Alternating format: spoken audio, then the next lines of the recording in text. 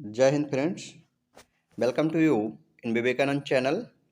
आज हम लोग बात करने वाले हैं यूपी लोअर पीसीएस के बारे में। यूपी लोअर पीसीएस की मांग पिछले काफ़ी समय से चल रही थी और काफ़ी बच्चे जो है वो आयोग के सामने धरना प्रदर्शन कर रहे थे, सोशल मीडिया के द्वारा जो है वो प्रदर्शन कर रहे थे और लोअर पीसीएस के वैकेंसी की मांग लगातार करते रहे हैं।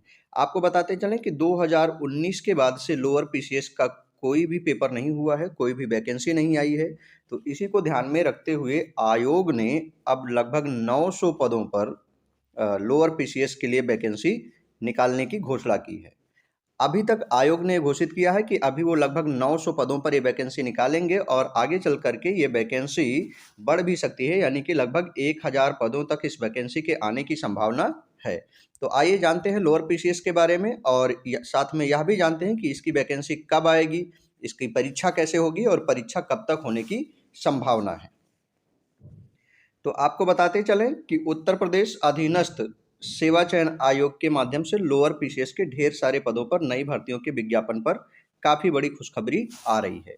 उत्तर प्रदेश लोअर पीसीएस की नई भर्ती के विज्ञापन का अभ्यर्थी पिछले कई वर्षों से इंतजार कर रहे हैं, लेकिन अभ्यर्थियों के लिए खुशखबरी है कि आयोग को सबसे ज़्यादा पदों पर इस बार अधियाचन प्राप्त हुआ है। आपको बता दें कि जब पदों पर अधियाचन प्राप्त होता है तब आयोग उसके वैकेंसी को जारी करने के बारे में विचार करता है। तो अब इसके बारे में विचार हो रहा है। अच्छा, आपको यह भी बताते चलें कि इस बार जो लगभग 900 पदों पर भर्ती आनी है वो अब तक की सबसे बड़ी भर्ती होगी लोअर पीसीएस के माध्यम से। उत्तर प्रदेश अधीनस्थ सेवा चयन आयोग के माध्यम से लोअर पीसीएस की नई भर्ती के विज्ञापन को लेकर काफ़ी बड़ी व महत्वपूर्ण अपडेट आ चुकी है। आप सभी की जानकारी के लिए बता दिया जाता है कि उत्तर प्रदेश अधीनस्थ सेवा चयन आयोग लोअर पीसीएस के लगभग 900 पदों पर भर्तियों का विज्ञापन जारी करने जा रहा है। उत्तर प्रदेश अधीनस्थ सेवा चयन आयोग के पास इस बार सर्वाधिक 900 पदों का अधियाचन प्राप्त हुआ है। यानी वैकेंसी कितने पदों पर आनी है, तो लगभग 900 पदों पर ये वैकेंसी आनी है। 900 पदों का अधियाचन प्राप्त हो चुका है। जब तक ये वैकेंसी आएगी तब तक यह पद बढ़ करके लगभग 1000 से भी ज़्यादा पद होने की संभावना है। तो इसमें लगभग 1000 पदों के लिए वैकेंसी आ रही है 2019 के बाद से। तो हम जानते हैं कि इसके लिए योग्यता क्या मांगा जाएगा, उम्र सीमा क्या तय किया जाएगा और कौन से लोग होंगे जो इसके लिए पात्र होंगे। तो आपको बताते चलें कि लोअर पीसीएस भर्ती के लिए पात्रता स्नातक पास अभ्यर्थी लोअर पीसीएस की भर्ती का फॉर्म जो है वो भर पाएंगे। इसके अलावा जिन्होंने 12वीं के आधार पर पेट का एग्जाम दिया है तो उनके बारे में भी आयोग हो सकता है कि एक विचार कर ले। वैसे तो लोअर पीसीएस के बारे में बता दें कि लोअर पीसीएस के लिए आपके पास ग्रेजुएशन होना चाहिए। आपने बीएससी किया हो या बीकॉम किया हो या बीए किया हो, कोई भी बैचलर डिग्री अगर आपने ले रखा है तो आप इसके लिए पात्र होंगे। लेकिन साथ साथ में यह भी कहा जा सकता है कि जिन लोगों ने इंटर के आधार पर पेट का एग्जाम दिया था तो उनके भी बारे में आयोग एक बार सोच सकता है। आयोग ऐसा कह सकता है, उन्हें भी वैकेंसी में लिया जा सकता है। तो अभी जिन्होंने ग्रेजुएशन कर रखा है उनके लिए तो ठीक है, या जो ग्रेजुएशन फाइनल ईयर में है उनके लिए भी ठीक है। अगर आपने 12th के साथ में पेट का एग्जाम दे रखा है तो अभी आपकी भी एक उम्मीद बन सकती है, आपको भी निराश होने की ज़रूरत नहीं है। वैसे ज़्यादातर जो संभव है वो ये है कि स्नातक वालों को ही लिया जाएगा, लेकिन चूंकि अभी आयोग ने इस बात को स्पष्ट नहीं किया है तो यहाँ पर 12th को भी शामिल किए जाने की एक संभावना बनती है कि शायद उन्हें भी इस परीक्षा में शामिल कर लिया जाए। एज की बात करें कि कितनी एज लगभग इसके लिए ली जाएगी, तो इस लोअर पीसीएस भर्ती के लिए अभ्यर्थियों की न्यूनतम आयु 21 वर्ष ली जाएगी और अधिकतम आयु 40 वर्ष ली जाएगी। यानी 21 वर्ष से लेकर के और 40 वर्ष तक के लोग जो हैं इन पर जो है वो ये फॉर्म भर पाएंगे और इसकी परीक्षा दे पाएंगे। तो इस हिसाब से बहुत अच्छी है क्योंकि वैकेंसी भी ज़्यादा है, लगभग 1000 के आसपास में वैकेंसी है। उम्र सीमा भी 21 से लेकर के 40 साल तक है। ग्रेजुएशन की डिग्री मांग रहा है। तो इस हिसाब से काफ़ी जो है आपके लिए ठीक रहेगा क्योंकि वैकेंसी ज़्यादा होने की वजह से आपको इसकी तैयारी करने में और इसमें काफ़ी कुछ करने में आपको एक मदद मिल सकती है। साथ साथ में आरक्षण के हिसाब से अभ्यर्थियों को उम्र सीमा में छूट भी प्रदान की जाएगी। यानी जो एससी एसटी ओबीसी हैं, जैसे उनको अभी तक जो है वो छूट दिया जाता रहा है, वैसे इस वैकेंसी में भी उनको छूट दी जाएगी। लोअर पीसीएस भर्ती को लेकर अभ्यर्थियों ने आयोग को ज्ञापन भी सौंपा है। आयोग ने बताया है कि भर्ती पर कार्य चल रहा है और चुनाव समाप्त होते ही भर्ती का विज्ञापन जारी भी कर दिया जाएगा। यानी आयोग की तरफ से स्पष्ट कर दिया गया है कि जैसे ही चुनाव समाप्त होता है हम जो है वो विज्ञापन जारी कर देंगे। आपको बता दें कि लोअर पीसीएस भर्ती की मांग अभ्यर्थी लगातार कर रहे हैं और सोशल मीडिया के माध्यम से भी अभ्यर्थी भर्ती की मांग कर रहे थे। इसके अलावा अभ्यर्थियों ने आयोग को ज्ञापन भी देकर भर्ती की मांग की थी। तब आयोग ने यह आश्वासन दिया कि जितने भी खाली पदों का अधियाचन प्राप्त हुआ है उतने पर हम वैकेंसी अभी निकाल देंगे।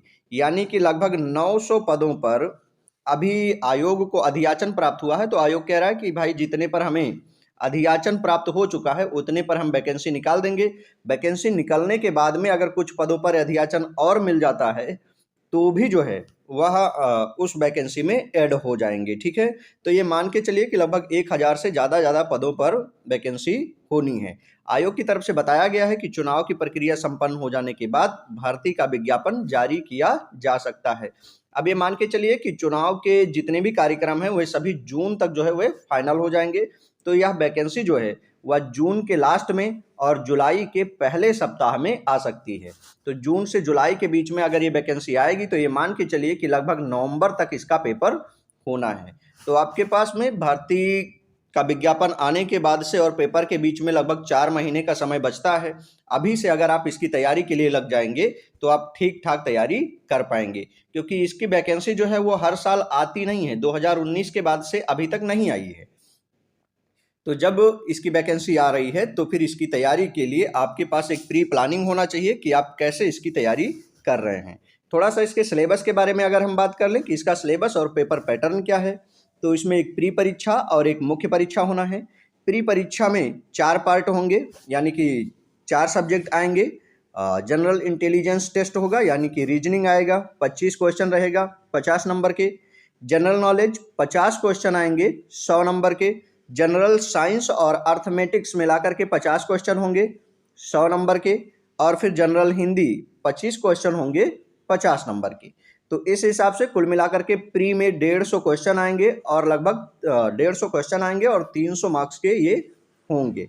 अब इसमें अगर आप देखो प्री में तो जनरल नॉलेज वो 50 क्वेश्चन आ रहा है और इसके अलावा साइंस और मैथ मिलाकर के जो 50 आ रहा है इनमें से लगभग 30 से 35 क्वेश्चन साइंस के ही होते हैं। तो लगभग 85 क्वेश्चन आपके जो है ये हो जाते हैं जीएस पार्ट से।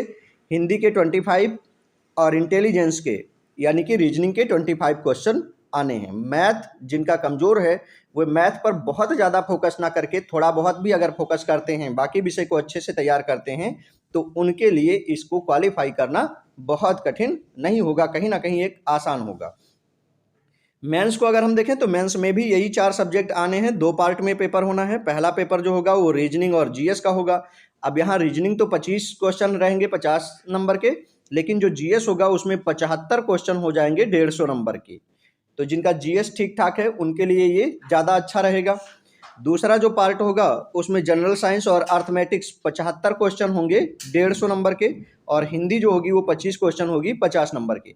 तो इस तरह से ये आपका मेंस का पेपर होना है। इंटरव्यू इसमें होना नहीं है।